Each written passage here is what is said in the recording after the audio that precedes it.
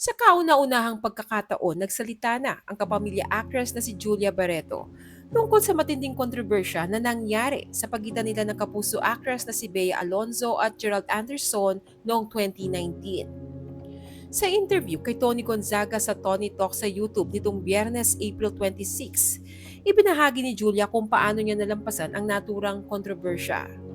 Aminado siyang 2019 ang pinakamaingay at pinaka-challenging na taon sa kanyang buhay matapos siyang madawit sa masalimuot na hiwalayan ni Bea at Gerald.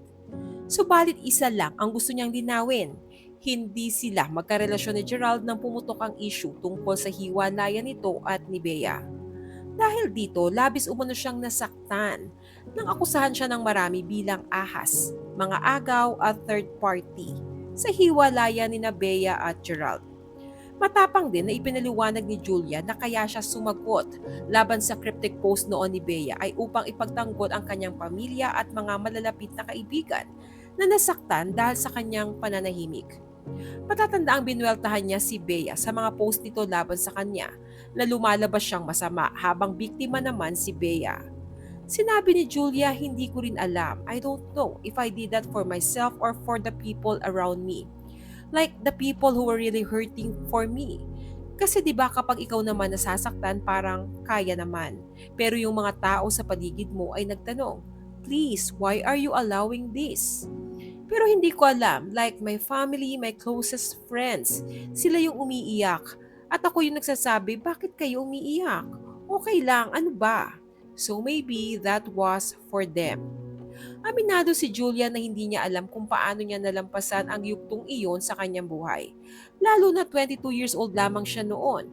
Ngunit pinili niyang lumaban at magpatuloy sapagkat alam niyang hindi ito ang katapusan ng kanyang mundo. Sinabi ni Julia, you have two choices. Magmumukmok ba ako or magpapatuloy ako? Siguro noong 22 ako, I was sure that wait, this is not the end of my world. Hindi ako magmumukmok. We're gonna keep going. Gayunpaman, tinanggap ni Julia na may parte siya sa gulong nangyari noon at marahil may mga tao siyang nasaktan sa panahong iyon. Ngunit buong pagpapakumbaba niyang inaako ang kanyang parte sa pain ng iba. Ayon kay Julia, I am sure na may naging role ako in somebody else's pain and other people's pain. It's sad when you think like baka nakasakit rin ako ng ibang tao. It's sad but I took accountability. Hindi naman pwedeng everybody just hurt me. I'm sure there's some people that I hurt along the way. Samantala, taus-puso ang pasasalamat ni Julia sa Panginoon dahil nalampasan niya ang kontrobersya at higit sa lahat nagkapatawaran at nagkaayos na sila ni Bea.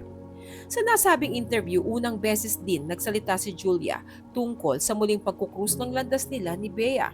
Matatanda ang noong nakarang buwan, nag-viral ang interaction ni na Julia at Bea sa tribute party ni Johnny Manahan o Mr. M.